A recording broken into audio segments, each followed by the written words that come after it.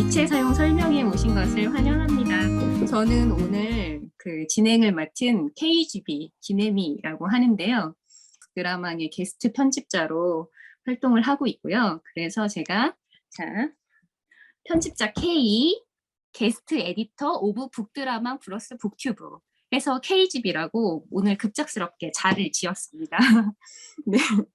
그래서 이제 앞으로는 여러분들께 KGB로 찾아가게 될 텐데요. 제가 앞으로는 이라고 했는데 그 저희 북드라망이 그 전에까지 코로나 이전까지는 신간이 나오면 이제 크든 작든 간에 이런 독자 이벤트를 꾸준히 해왔었는데 그 코로나 이후에는 아무것도 하지를 못했어요. 또 그리고 또 이제 보시다시피 북드라마에 젊은 피가 없기 때문에 이런 줌 같은 최신 기술을 써볼 생각도 이제 못하고 있다가 이제 코로나가 장기화되면서 이제 더 이상은 버틸 수가 없다 해서 저희가 이제는 줌 토크에 좀 뛰어들기로 했습니다. 네, 저희 그 북드라마과 도반 출판사인 북튜브 출판사가 있잖아요. 이제 저희가 이제 공동으로 그 공부로 불타는 화요일이라는 프로그램을 만들었습니다. 그래서 오늘이 이제 그 첫 시간인데요. 매달 마지막 주 화요일 저녁 7시 30분마다 이렇게 안상원 선생님처럼 훌륭하신 저자 선생님들 모셔가지고 이제 강연을 계속 열 계획이에요. 그러니까 앞으로 이제 마지막 주 화요일 저녁에는 약속을 잡지 마시고 공부하실 수 있도록 시간을 꼭 비워놔 주시고요. 예, 이제 다 같이 인사를 해보려고 하는데요. 다들 책 가지고 오셨죠? 예, 원래는 쉐이크 핸즈, 악수를 해야 되는데 저희가 악수를 할 수가 없으니까 저희는 쉐북, 책을 흔드는 걸로 인사를 할 거예요. 예, 모두들 책을 들어주시고요. 네, 흔들어 주십시오. 네, 반갑습니다, 여러분. 네, 반갑습니다. 네, 다들 고스톱 쳐보셨죠? 네, 흔들면 어떻게 되죠? 아무도 모르시는 거. 네, 2배. 네, 책을 열심히 흔들어 주셨기 때문에 저희 그 니체 사용 설명서의 판매고도 2배, 4배, 8배 이렇게 쭉쭉 올라갈 거라고 믿어 의심치 않습니다. 예, 정말 감사합니다. 예, 그리고 저희가 미리 고지를 드렸지만 선생님 강의를 듣기 전에 그 니체 사용 설명서의 어떤 구절이 인상 깊으셨는지 한번 들어보기로 했었잖아요. 예, 서주희 선생님. 안녕하세요. 내가 어쩐지 안녕하세요. 책을 다 읽었더라. 내가 오늘 아침에 와서 엄청 열심히 다 읽었는데 숙제를 딱 받았구나. 읽으셨을 것 같더라고요. 네. 선생님 읽으셨던 네. 곳 얘기해 주시고요. 같이 한번 읽어주시고 왜 그 부분을 고르셨는지 얘기해 주시면 됩니다. 저는 147쪽인데요.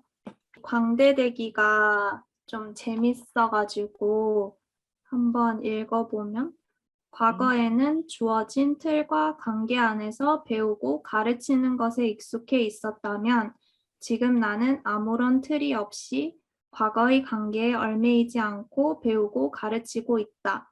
아무런 틀이 없이 누구와도 가능한 배움과 가르침의 기술. 이것이 니체가 말하는 광대대기일 것이다. 이제 나는 광대대기를 실험할 것이다. 아니, 나는 배움과 가르침을 행하는 광대가 기꺼이 되고자 한다. 예전에는 이런 나를 상상하는 것만으로도 부끄러웠겠지만 이제는 배움과 가르침에 관련된 활동에 그 어떤 것도 부끄러워하지 않을 것이다. 한 번도 해보지 않은 낯선 일을 준비하면서 따라올 수 있는 실패에 대한 두려움도 잘 가르쳐야 한다는 진지함도 나를 사로잡지 못할 것이다. 이제 나는 그것이 무엇이든 배우고 가르치며 때론 웃고 때론 우는 과정을 함께할 뿐이다. 그러면서 기존의 틀은 부서지고 새롭게 구성될 것이고 모든 관계는 새롭게 형성될 것이다. 저는 이 구절을 꼽았는데요. 제가 이 익숙한 틀에서, 익숙한 곳에서 좀 배우고 활동하는 걸 저도 편해해서 좀 새로운 걸 뭔가 도전하고 시도하는 걸 좀 어려워하기도 하고 그럴 때면 엄청 무거워지는데 이걸 보고 내가 집중해야 할 곳은 광대대기구나. 좀 뭘 하든 그냥 내가 계속 새롭게 구성되고 또 새로운 관계를 만드는 것, 나도 이 광대되기를 계속 실험해보고 싶다 이런 생각이 들어서 이 구절을 뽑게 되었습니다. 제가 정말 사람을 잘 골랐죠. 네. 그다음에 제가 나한테는 말도 안 하고 다 그렇게 준비를 하고 있었구나. 오늘 하루 종일 같이 있었는데. 제가 그다음에 이제 기댈 때는 아는 분들이니까 장금쌤 어디 계신가요? 장금쌤. 저희 북곰에서 이제 읽으려고 널리 낭송을 하겠습니다. 잘못 고르셨군요. 북곰에 와서 같이 읽어요. 안 읽으신 분들. 했어. 알겠습니다. 그렇다면 창희쌤? 상원쌤이 한백이 오셔서 이걸 주셨거든요. 네. 그래서 이걸 바꿔서 제가 관심 있는 게 건강이다 보니 그 상원쌤하고 니체 세미나를 이제 같이 한 것도 니체가 워낙 많이 아팠기 때문에 뭔가 좀 이 사람이 아픈 사람이 한 철학은 좀 뭔가 다를까 이렇게 생각해서 저도 이제 몸이 많이 아팠어서 그래서 이거를 본 거였었거든요.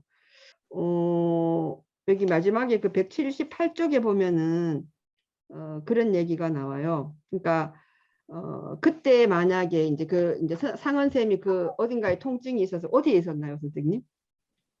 엄지 손가락과 권장. 허리. 아, 손가락 맞아, 손가락이었구나. 엄지 네. 손가락. 손가락이 많이 이게 우리가 시험을 치려면 많이 적어야 돼요. 아 맞아요. 주역 시험 보면서 했던 막 그 얘기를 여기 쓰셨던 것 같다 참. 그렇게 해서 이제 뭐 계속 이제 그 손가락이 그렇게 아프니까 계속 이제 이게 뭐 병원에 갈 정도는 아니고 이제 계속 뭔가를 했었다는 거죠. 이분이 여기 보면은. 그래서 이제 강도 조절하고 이러면서 이제 살았었는데 그때부터 이제 이 건강 자체가 따로 있는 건 아니구나라는 이 선생님의 이 깨달음이 제가 이제 아프면서 생각했던 거하고 되게 이게 좀 공감되는 부분이 많아가지고 그렇다고 지금 통증이 사라진 것은 아니다. 하지만 나는 이 과정에서 중요한 생각의 변화를 겪었다. 질병과 통증, 그것이 무엇이든 그 자체를 나의 일상과 분리해서 생각하지 않는 습관을 가지게 된 것이다. 이 습관은 내 몸을 더 민감하게 관찰할 수 있는 감각을 키워주었다. 내가 당시 오직 건강만을 추구했다면 내 삶에서 주역 공부와 가미당 생활은 없었을 것이다. 내가 얼마나 나 자신에 대해 무지했으며 내 삶을 꾸려나가는 데 필요한 알미 부족했는지도 모른 채 지금까지 살아왔을 것이다. 다행히 나는 당시 그 길을 선택하지 않았기에 내 삶을 굳건하게 하는 데 필요한 알을 이렇게 익힐 수 있게 되었다. 이제 나는 그 어떤 건강도 삶과 맞바꿀 수는 없다는 것을 알았다. 건강도 병도 내 삶 속에 있는 것이다. 건강도 내 몸과 내 삶에서 함께하는 것이고 병도 내 몸에서 내 삶과 함께하는 것이다. 몸과 삶을 벗어난 건강과 병은 없다.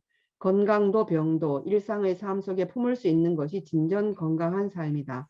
그러면 우리는 예전보다 더 강하고 더 즐기고 더 능란하고 더 대담한 태도로 삶에 임할 수 있을 것이다. 이게 굉장히 저한테는 와닿았고요.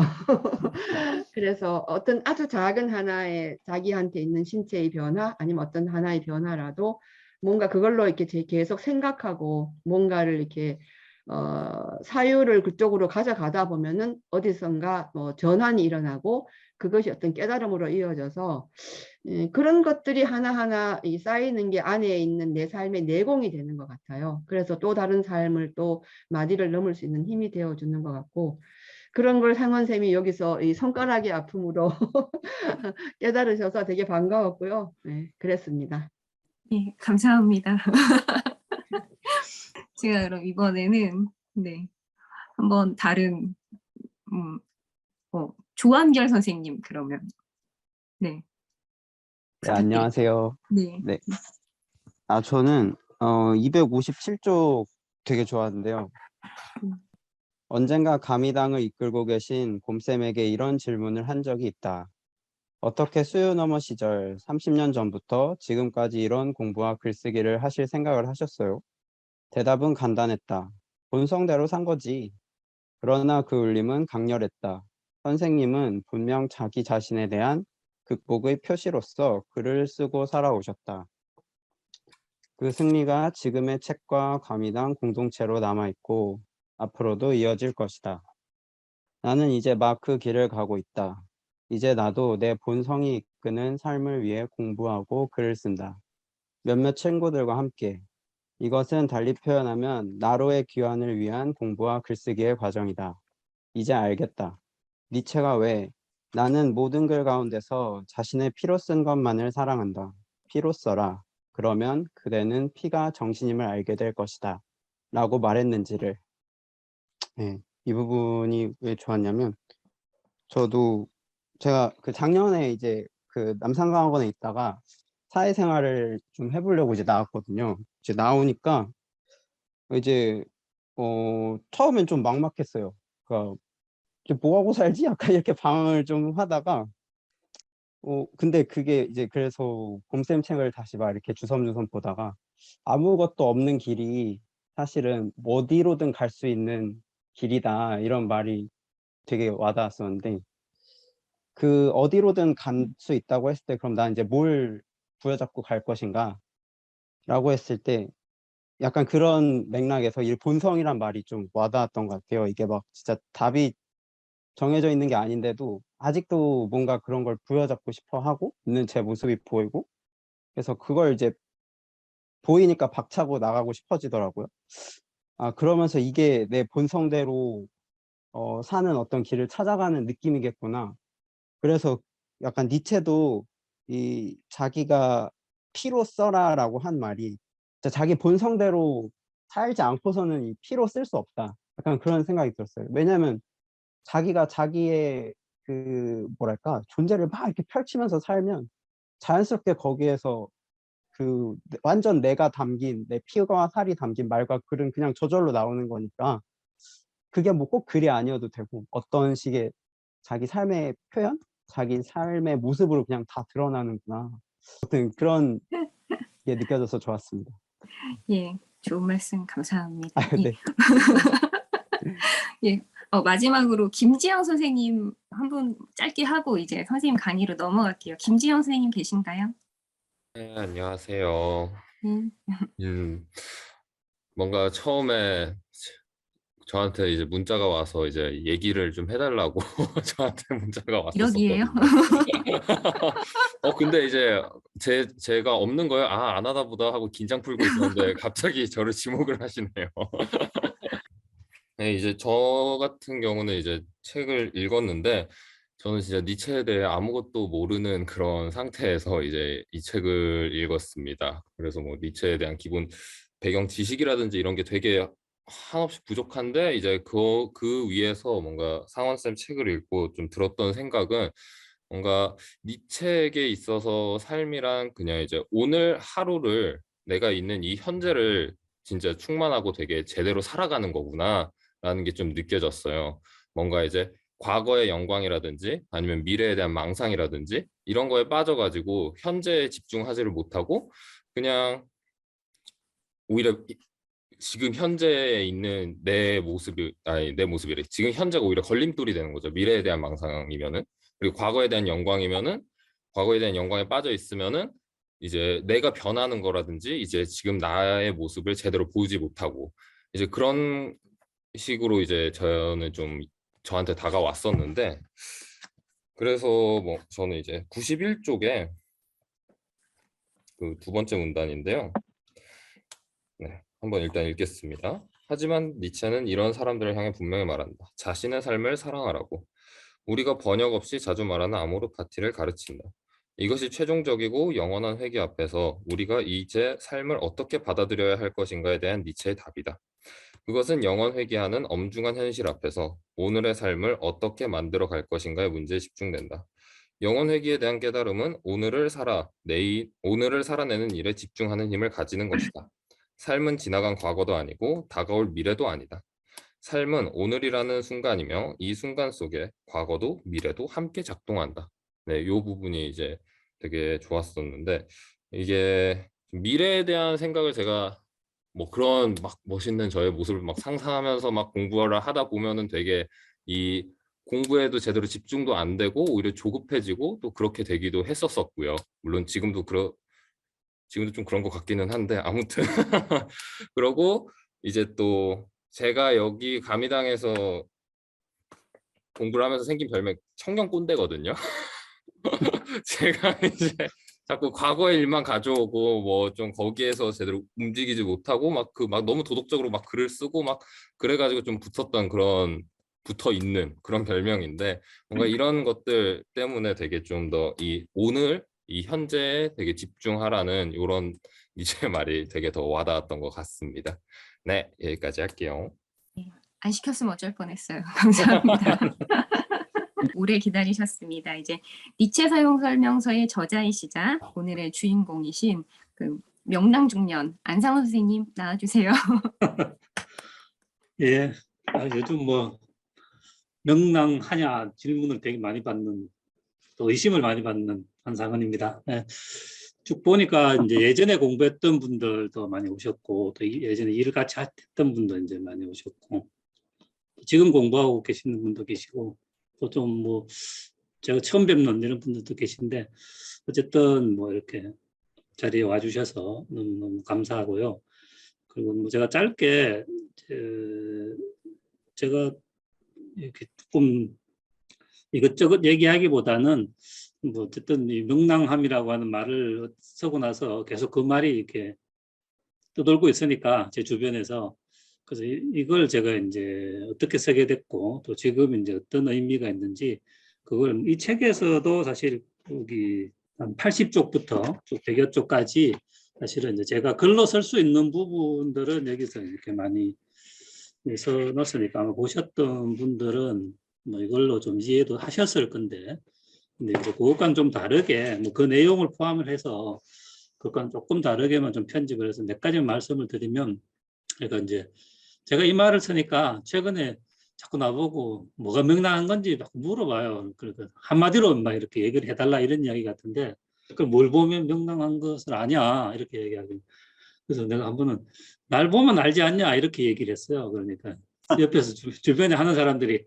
명랑해지라고 하니까 명랑해지진 않고 뻔뻔해지기만 했네 이렇게 얘기를 하더라고요. 그래서 이제 제가 그 말을 듣고는, 그래 겉으로는 뻔뻔한 거하고 명랑한 거하고 별로 차이 안 난다, 그런 얘기를 이제 하면서 웃고 이렇게 뭐 넘어갔는 적이 있고, 차이는 이제 거기에만 머물면, 예를 들면 제가 이제 뻔뻔함에만 머물면 뭐 별로 좋지 않은 명랑함이 아니고 또 별로 좋지 않은 것일 수도 있는데, 그런 것과 이제 바로 이어서 또 동시에 어떤 뭐 결국 이제 뭐 우리가 공부 이야기를 이렇게 할 수밖에 없는데, 뭔가 이렇게 탐구를 해 나간다면 저는 그게 뭐 이게 바로 명랑합니다라고 하는, 그렇게 좀 연결을 짓고 싶더라고요.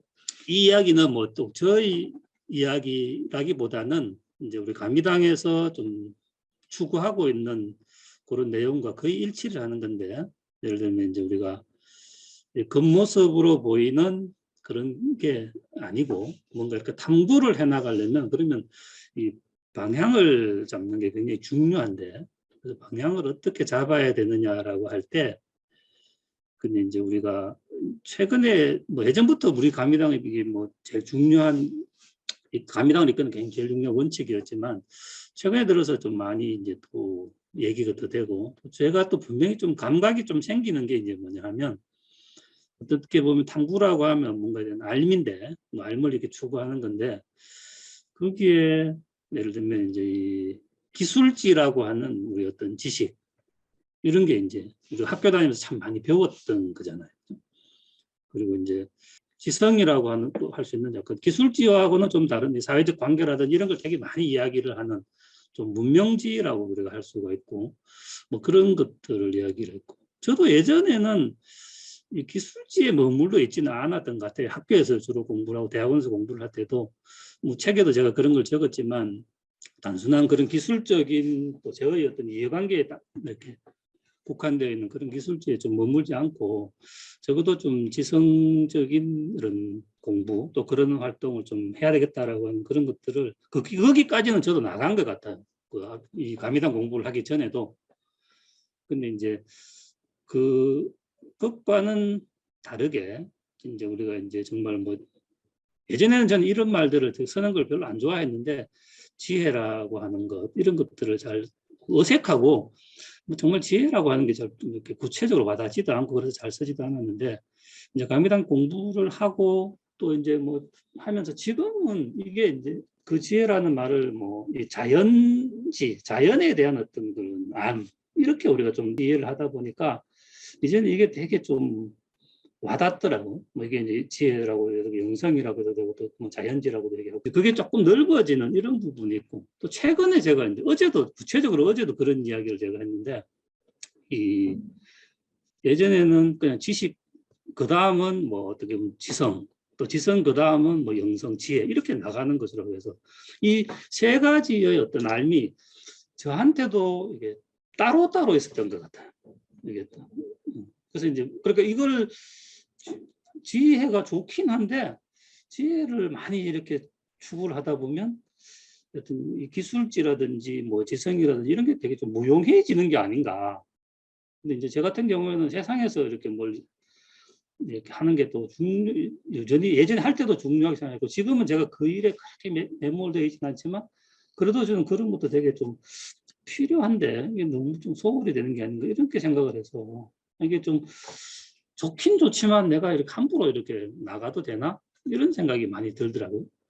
뭐 좋아서 하긴 하는데 약간의 그런 의심이 있었는데 이제는 제가 이제 완전히 달라진 게 뭐냐면 이게 따로 있는 게 일단 아니고 그리고 지식이 기술지가 있고 그 다음에 지성으로 나가고 그 다음에 뭐 어떤 지혜나 자연지로 나가는 게 아니고 우리는 어떤 인간이든지 간에 어떤 그 자연이라고 하는 것에서 벗어날 수 없는 태어나서부터 죽을 때까지 모든 게 그게 이제 벗어날 수 없는 존재고 그리고 그 위에 이제 우리가 지성이라고 하는 것이 이렇게 올려져서 이제 이렇게 또 효율성을 발휘하는 거고 또 그 위에 이 기술지라고 하는 이런 것들이 더 올려져서 정말 더욱더 이렇게 효율적으로 되는 건데 왜 내가 이걸 따로 생각했을까 그런 생각이 되게 많이 들더라고요.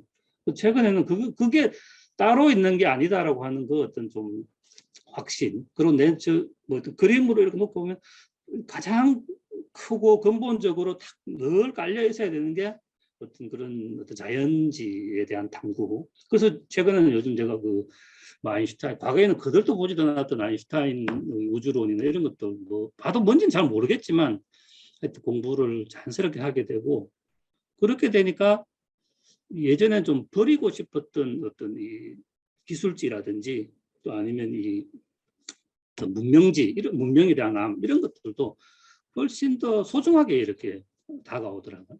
그래서 그런 부분들이 이제 좀로 나아가면 이제 저희 그게 뻔뻔함으로만 이렇게 고정되는 게 아니고 조금 이렇게 저와 세상을 보는 눈이 많이 달라지지 않을까. 그래서 이런 큰 그림을 그리게 된 게 제일 중요한 것 같고 그래서 어쨌든 공부라고 하는 것을 이렇게 좀 제 나름대로 가미당의 공부이면서 이게 저와 전혀 분리되지 않는 그런 공부를 좀 말씀을 드리고 싶었어요. 그래서 이렇게 이제 정리를 하고 보니까 이제 제가 책에서 적으면서 서론에서 80쪽에서도 쭉 이렇게 얘기를 했는데 누구나 명랑함을 많이 원하잖아요. 그죠?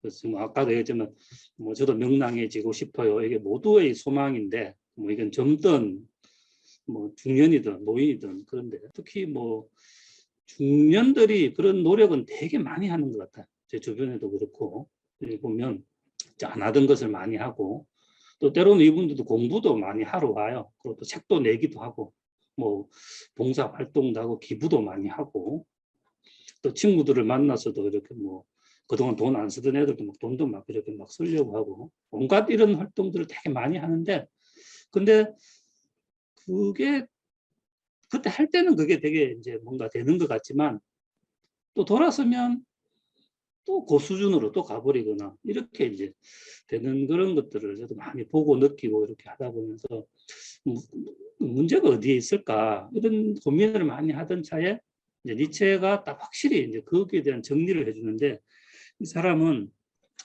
이제 우리가 뭘 많이 한다고 되는 게 아니고 그 니체도 사실은 이전에 했던 뭐 반시대적 사유라든지 뭐 심리학적 자기 어떤 관찰이라든지 이런 것들만 정도만 해도 사실은 현대 사회에 엄청나게 큰 역할을 했던 사람이거든요. 제가 우리가 니체의 반시대적 사유만 배워도 정말 이렇게 우리가 건강하게 살아가는 도움이 많이 되고, 또 특히 이제 심리학적 자기 관찰이라고 하는 이런 훈련을 잘하면 진짜 우리 왜소해져 있는 인간들을 정말 좀 강하고 건강하게 하는 데도 굉장히 많이 도움이 되는데도 불구하고 한참 동안 니체가 그걸 하고는 그 이후에는 또 이게 여기에서 뭐 만족하고 머문 게 아니고 훨씬 더 다른 차원에서 고민을 굉장히 깊이 있게 하는데, 그게 이제 보면 이제 우리 여기서 제가 이야기했듯이 영원 회귀에 대한 깨달음이다라고 하는 그런 것으로 나아가는데,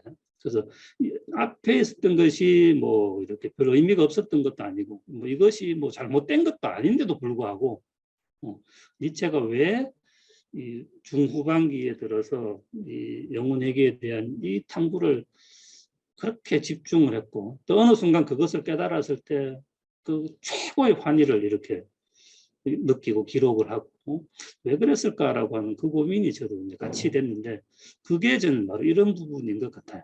우리가 이제 정말 명랑한 많은 얘기를 하지만, 그게 니체의 영혼 얘기는 니체가 그 당시에 자기로서는 가장 극단적으로 이렇게 좀 탐구할 수 있었던 우주론이니까, 이 우주에 대한 그 탐구 인식 그 바탕 속에서 이제 모든 자기 사유가 이제 다시 시작이 되는 거잖아요. 그걸 조금 좀 비약해서 이야기를 하면 뭐 부처님이 연기법을 깨달은 거나 뭐 이런 것들하고도 저는 크게 다르지 않는 것 같아요.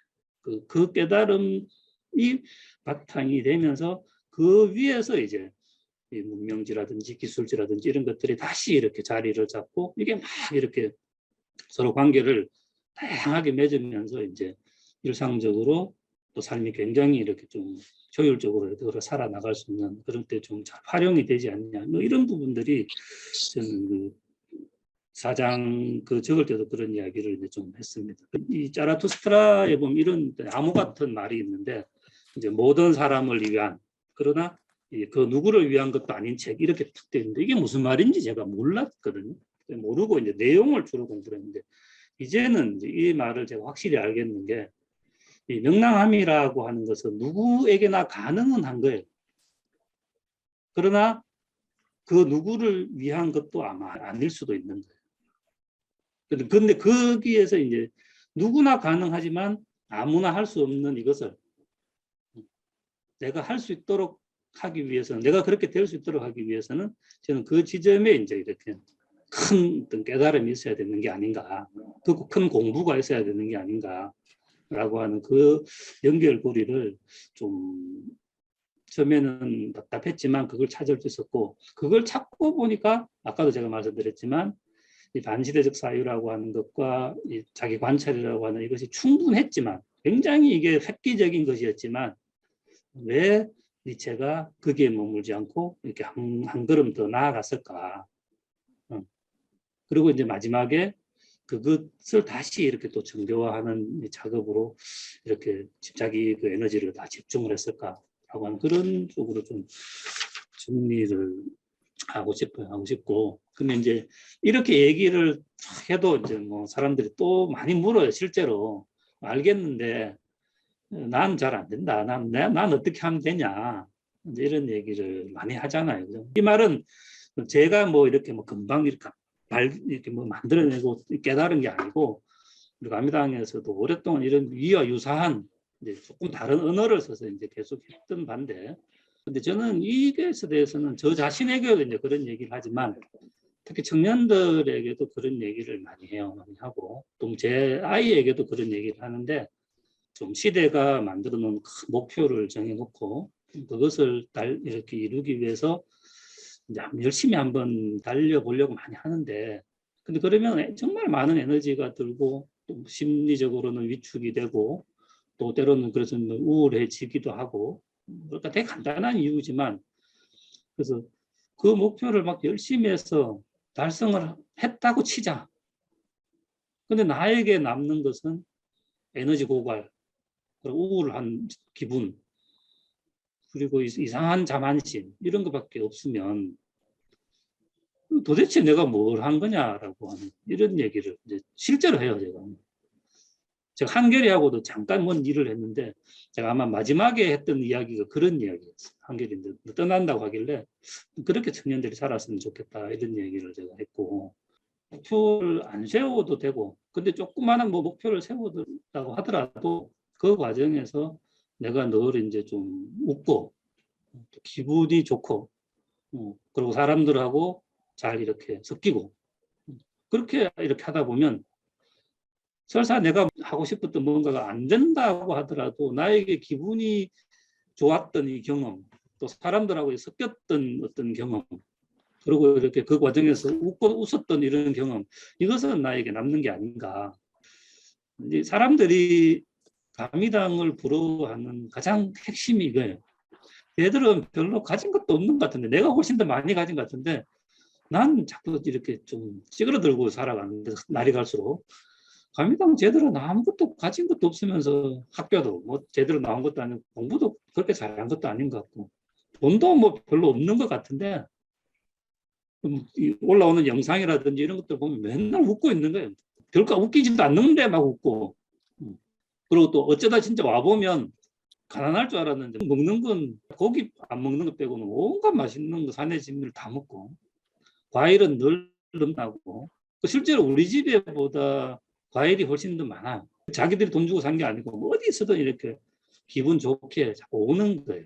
이런 관계를 만들어 나가고 싶었던 게 니체가 결국은 이제 이 영혼에게 대한 깨달음이고 니체가 했던 명랑성이 아닌가 그런 생각이 좀 많이 들었어요.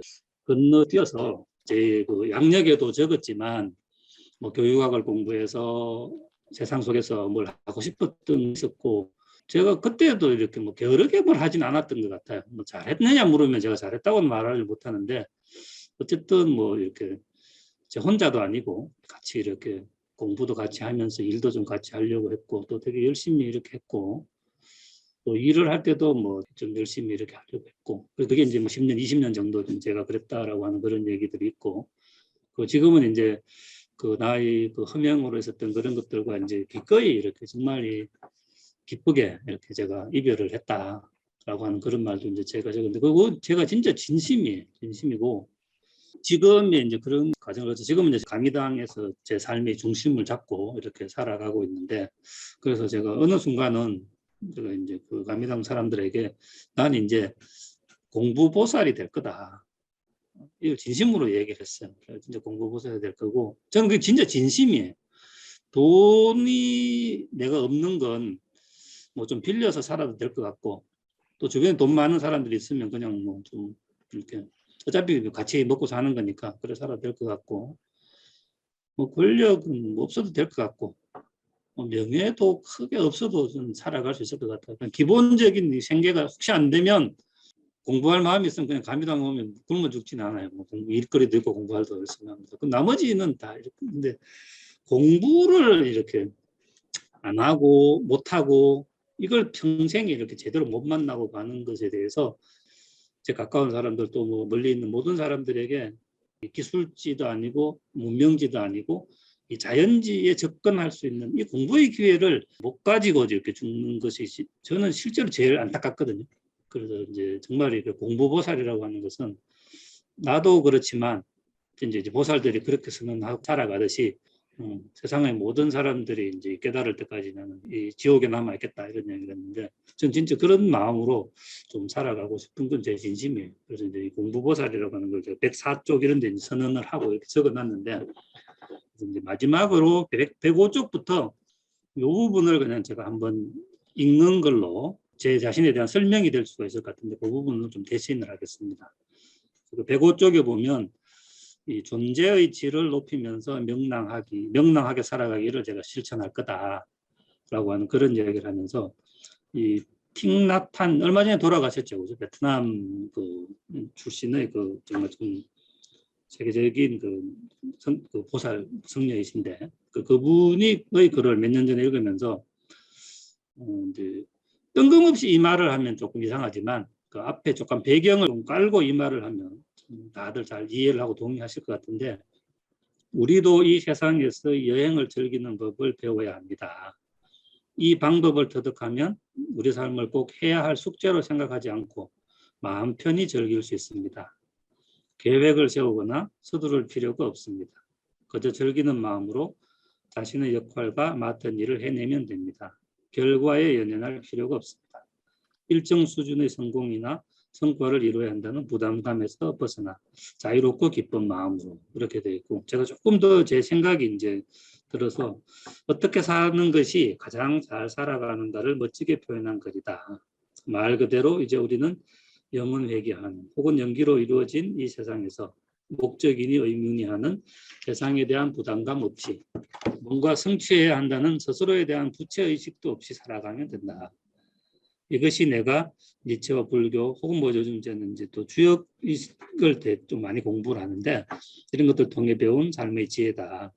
그리고 그 지혜는 나를 명랑하게 한다.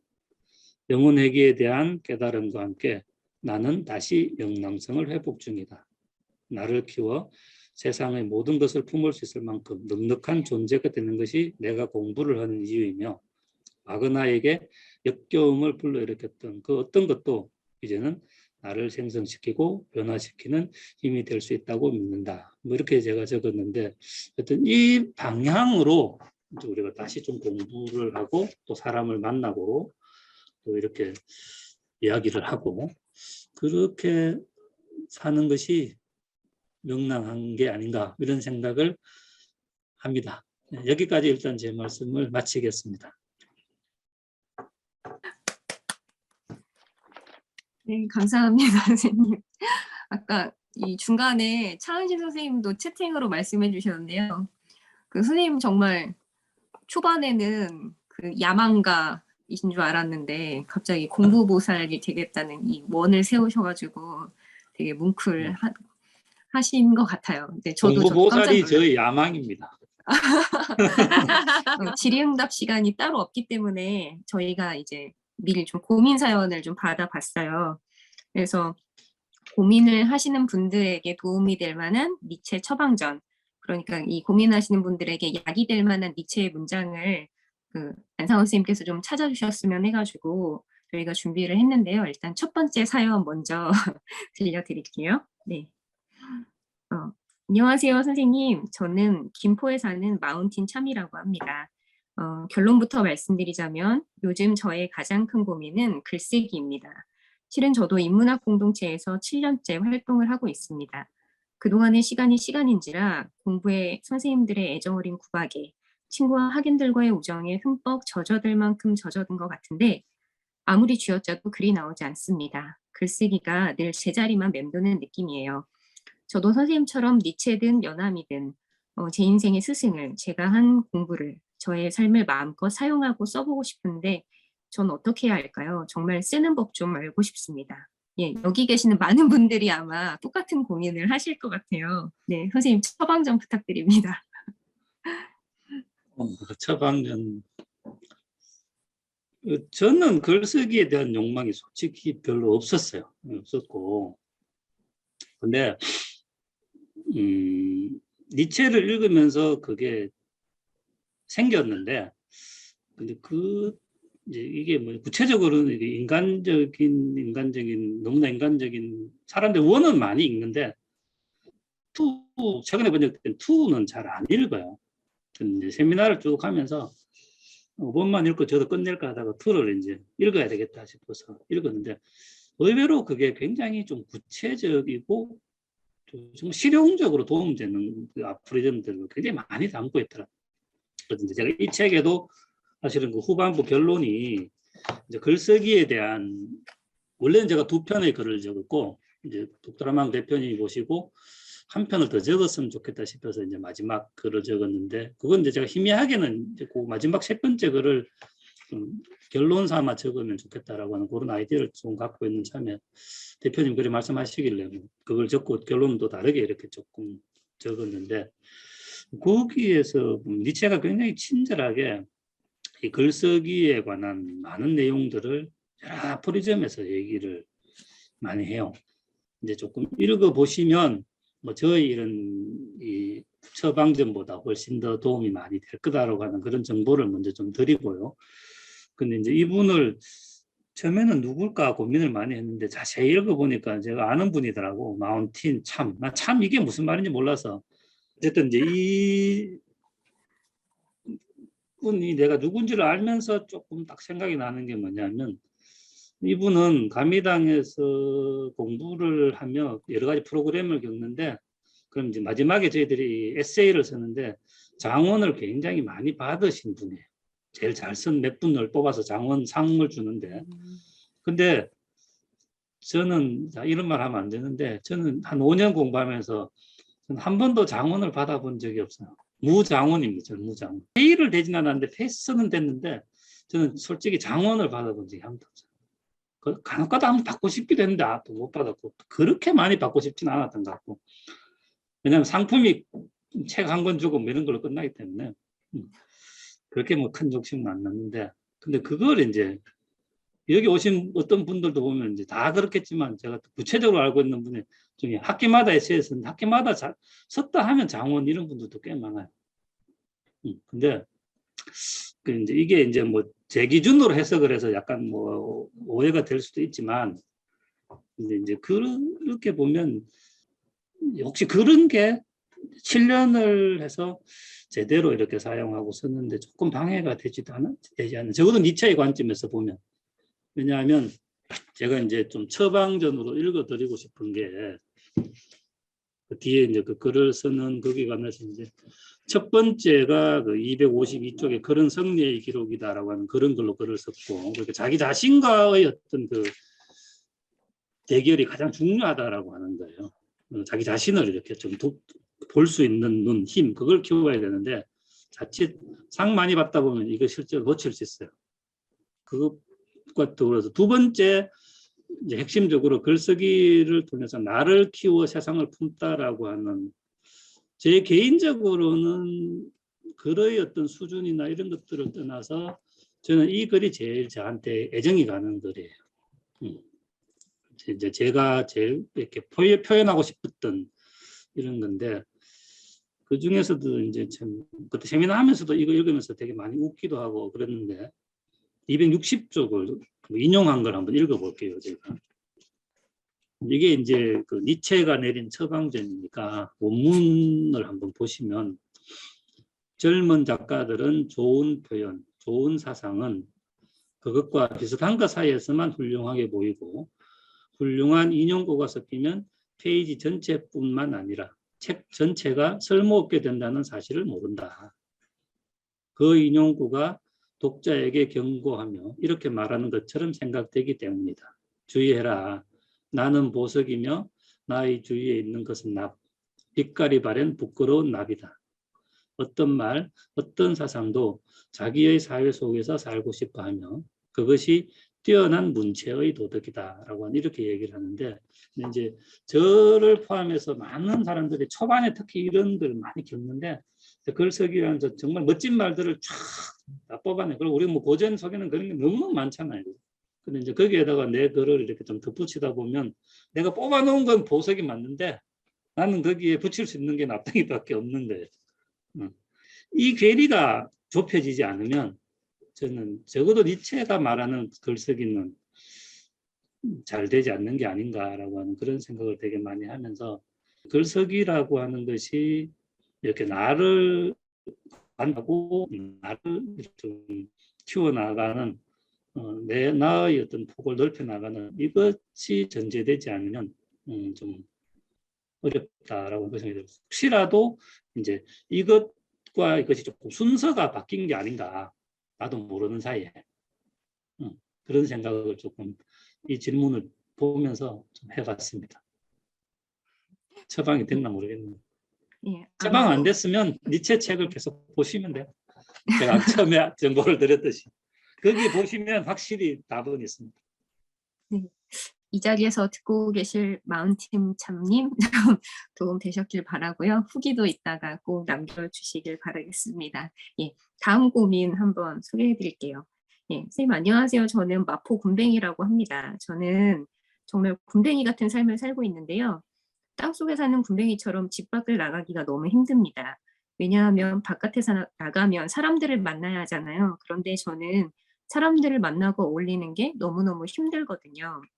선생님이 책에서 말씀하신 역겨움을 저는 사람들과 어울릴 때 느낀다고 생각했는데 어느 순간 돌아보니 제 역겨움의 정체는 사람들과 어울리지 못하는 제 자신이었어요. 저는 어떻게 하면 사람들과 어울릴 수 있을까요? 네, 선생님 처방전. 이 처방전 되게 짧게 드리고 싶은데 네, 감리당에 오시면 돼요. 진짜로 누구라도 오시면 해결됩니다. 해결되고 그리고 이제 니체 글을 하나만 좀 가져오면 니체가 우상의 황혼이라고 하는 책에서 그것도 딱 한 줄, 두 줄로 자기가 얘기를 하는데 삶의 사관학교라고 하는 그 정말 짧은 아포리즘인데 그래서 거기 보면 나를 죽이지 않는 시련은 나를 더욱 강하게 한다라고 하는 딱 그게 끝이에요. 그래서 혹시라도 이제 이런 생각을 하게 됐다면 자기를 돌아보면 이제 주변을 먼저 한번 돌아보면 주변에서도 많은 일이 일어나는데 내가 먼저 어떤 짐을 지려고 하는 노력을 해봤던가라고 하는 생각을 한번 해볼 필요가 있을 것 같아요. 그래서 뭐 청소가 필요한 공간에 가면 청소대를 먼저 한번 들어보고 누가 하나야 안 맞느냐 이 말을 하기 전에 쓰레기가 있으면 쓰레기를 내가 먼저 한번 주워보고 또 뭐 뭔가를 해야 되면 내가 먼저 이렇게 스스로 내가 먼저 이렇게 짐을 지려고 하는 노력을 했던가라고 하는 그런 생각을 들고 그 니체는 제가 배운 니체는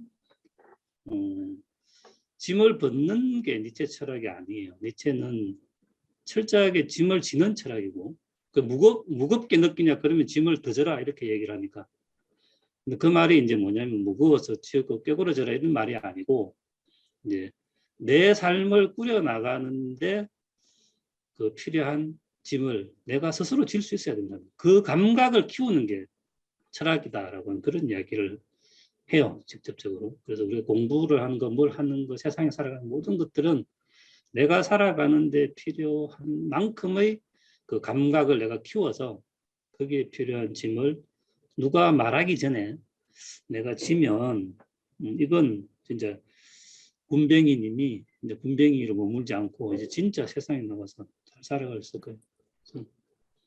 무조건 짐을 지세요. 먼저. 그리고 짐 지는 법을 배우고 싶으시면 감리당에 오시면 됩니다. 많은 짐을 드리겠습니다.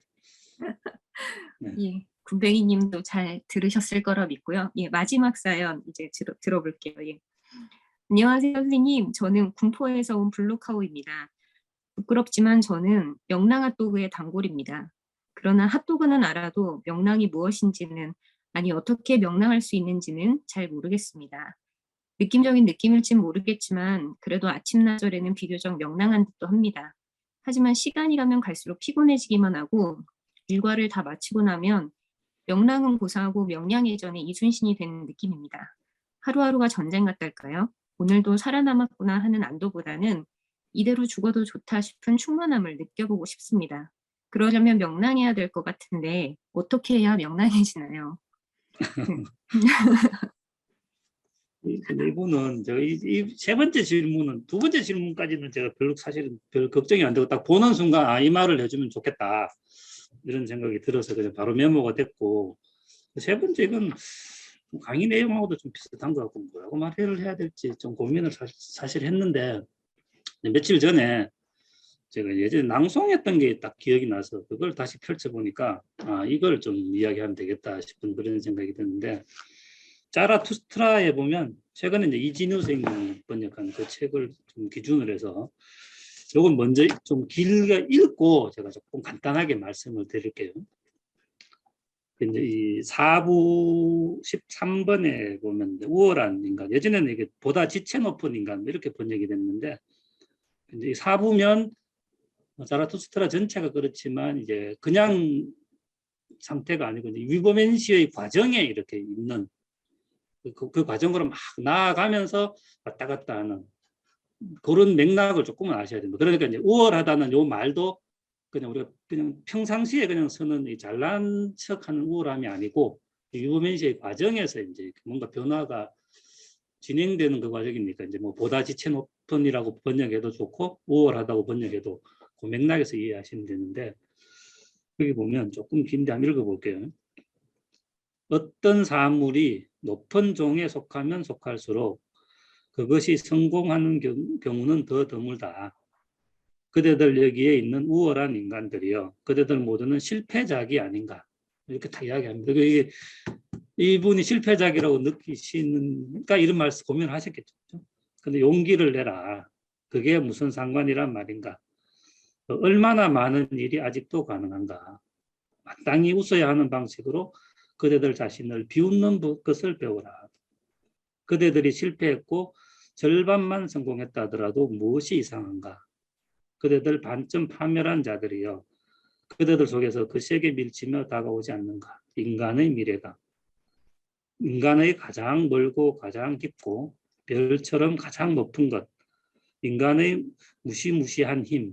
이 모든 것이 그대들의 항아리 속에서 서로 부딪히며 거품을 내고 있지 않은가. 많은 항아리가 부서진다 해도 무엇이 이상한가. 마땅히 웃어야 하는 방식으로 그대들 자신에 대해 비웃는 법을 배워라. 그대들 우월한 인간들이여. 얼마나 많은 일이 아직도 가능한가. 참으로 얼마나 많은 일이 이미 성공했는가. 이 대지에는 자그마하고 좋고 완전한 사물들이 잘 완성된 것이 얼마나 풍부한가. 그대들 주위에 자그마하고 좋고 완전한 사물들을 놓아두어라. 그대들 우월한 인간들이. 뭐 이렇게 이제 끝나는데, 이제 저도 이걸 적었어요. 이걸 이제 이 글에서도 인용을 하면서 적었는데, 뭐 저도 뭘 해서 돌아보면 성공한 적이 없어요. 근데 실패죠. 대부분 뭘 하려고 하면 실패죠. 실패고. 또 남들이 보기엔 성공했다 하더라도 본인 나이가는 그게 뭐 완전하게 되지 않으니까 실패인데, 근데 그렇게만 이렇게 우리가 볼 때 하고, 근데 그 많은 것들이 깨지는 과정에서 관점을 달리해서 보고 내 눈이 좀 밝다면 정말 많은 일들이 또 이렇게 진행이 됐고 또 이렇게 이루어진 게 있고, 그리고 그 토대 속에서 진짜 니체가 몇 번이나 반복해서 말하지만 아직도 얼마나 많은 일이 가능한가라고 하는 이 말이 이제 가장 저는 포인트를 일으키는데, 이렇게 이제 니체가 이 삶을 해석하는 단계로 이제 나아갔다라고 하는 거예요. 그래서 보면 이제 니체 이런 점에서 이제 니체가 위대한 건강이다라고 하는 그런 얘기를 할 수 있을 것 같아요. 근데 이렇게 보지 못하면 니체 그러면 과거에는 뭐 맨날 뭐 아팠고 또 뭐 대학에 멀쩡하게 대학에 있다가도 뭐 때려치우고 나오고 뭐 장가도 못 가고 뭐 막 1년에 10년은 병원에 누워만 있고 뭐 이런 것들 가지고 얘기하면서 니체 공부를 하면 너도 장가 못 갈 수도 있다. 뭐 이런 식으로 약간 비아냥돼서 이야기하고, 맨날 너도 아픈 게 그래 좋으냐 이렇게 얘기를 하고, 그래서 그렇게 이제 우리가 될 가능성이 있는데, 정말 이게 철학자의 삶을 읽을 때는 저는 정말 이렇게 이런 안목으로 이렇게 읽어야 되지 않느냐. 또 배운다는 건 이런 안목을 배우는 게 아닌가. 그런 생각을 해요. 그래서 이제 아침에는 명랑하고 뭐 이런 또 저녁 때 낮에 되면 이제 뭐 늘 이렇게 어떻고 전쟁 같은 이런 삶을 사신다는 것 자체가 사실은 이제 뭔가 이렇게 깨지면서 계속 무엇인가를 하고 있다는 것의 증거인데, 이제 그것을 보고 해석하는 방법을 니체에게 배웠으면 참 좋겠다. 이런 말씀을 드리면서 저희 상담을 마치겠습니다. 네, 감사합니다. 예, 생각해보니까요, 제가 아직 그 북드라마의 편집자 K였던 시절에 그 감리당을 왔다 갔다 할 때 안상원 선생님을 뵀던 것 같아요. 그때 이제 아마 이제 감리당에 막 오셨을 무렵이었을 것 같은데, 그때 물론 인사를 드리고 이런 건 아니었지만 겉보기에도 이렇게 선생님이 되게 엄근진 캐릭터였거든요. 엄격, 근엄, 진지. 근데 제가 이제 니체 사용 설명회를 하려고 준비하려고 이제 선생님을 뵀더니 얼굴이 너무 꾸러기 상이신 거예요. 아마 이제 니체를 사용하시고 쓰시면서 얼굴이 좀 변하신 게 아닐까 싶은 생각이 드는데요. 오늘 이 니체 사용 설명에 참여해 주신 여러분들도 니체와 선생님의 기운을 받으셔가지고 모두들 명랑한 꾸러기가 되셨으면 좋겠습니다. 예, 이제 니체 사용 설명에는 이렇게 마무리를 지으려고 하는데요. 아직은 헤어질 수가 없습니다. 저희가 예, 나가지 마시고요. 줌 채팅창을 여셔가지고 소감을 한마디씩 부탁드릴게요. 예, 그래서 저희 소감 남겨주시면 그 소감 중에 그 한 분을 선생님이 선정하셔가지고 선생님 아까 뭐 책만 주니까 1등 안 했다 이러시는데 저희는 그 소감 선정해 주시면 저희가 예, 북드라망 북튜브의 책을 드리도록 하겠습니다. 그리고 선생님들이 소감을 잘 작성하실 수 있도록 특별히 오늘 이 자리에도 함께 해주신 최근영 선생님의 하모니카 연주를 띄워드리려고 합니다. 네, 최근영 선생님 감사합니다. 예, 음악 좀 띄워주세요. 예, 참여해주신 분들 너무 감사드리고요. 예, 소감 남겨주시고 저는 이제 남아서 끝까지 누가 소감을 남겨주고 가시는지 안 남겨주고 가시는지를 지켜볼게요.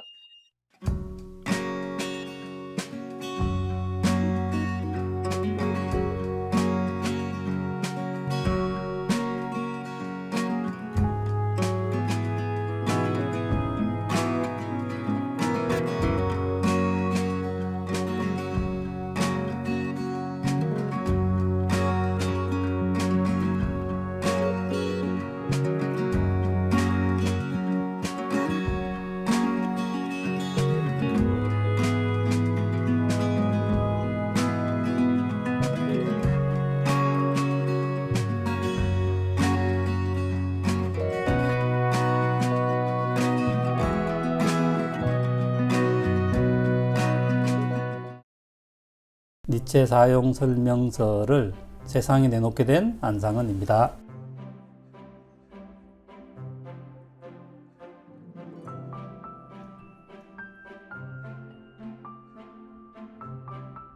솔직히 한 권의 책 출간이 삶을 좀 분명하게 정리해 줄 줄은 잘 모르고 시작을 했는데, 그리고 책을 정리하고 보니까 30년 동안 제가 어떤 생각을 하고 어떤 공부를 했는지, 또 그 과정에서 뭐 기쁘고 좋았던 게 어떤 건지, 또 되게 저를 힘들게 했던 게 어떤 게 있는지, 그런 게 아주 자연스럽게 정리가 돼서 너무 좋고, 또 이제 더 중요한 건 이제 앞으로 무엇을 하면서 살아가면 좋겠다라고 하는 이런 게 좀 정리가 돼서 좀 감사하기도 하고 기쁘기도 하고 그렇습니다.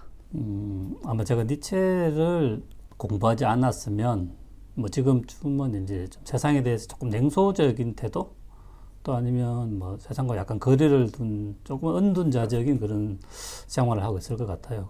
근데 이제 니체를 만나게 되면서 저와 어떤 세상의 관계를 완전히 좀 새롭게 좀 만들었다고 할까? 그러니까 이제 니체라고 하는 이 사상과 또 더 나가면 어떤 고전을 통해서 이제는 좀 세상과 소통하고 또 세상에 대해서 발언하고 때로는 또 세상에 대해서 좀 기도하는 그런 어떤 삶을 살아가지 않을까 이런 생각을 합니다. 명랑함 혹은 건강함 이런 게 이것저것 온갖 노력을 한다고 되는 게 아니고 어떤 큰 깨달음이 있어야 그게 가능하다라고 하는 걸 제 스스로 체득한 게 제일 크고, 그래서 이제 앞으로는 뭐 니체뿐만 아니라 주역이나 뭐 불교 이런 큰 깨달음을 주는 공부를 더 하고 싶어진 게 뭐 제일 큰 변화라고 생각이 들고, 이 책 전체가 이제 제 자신을 그 니체의 사유나글에 좀 올려놓은 그 어떤 과정, 결과, 그것을 좀 기록해 놓은 책이다라고 하는 그런 생각으로 다른 분들도 한번 읽어주셨으면 고맙겠다라고 하는 그런 생각을 합니다.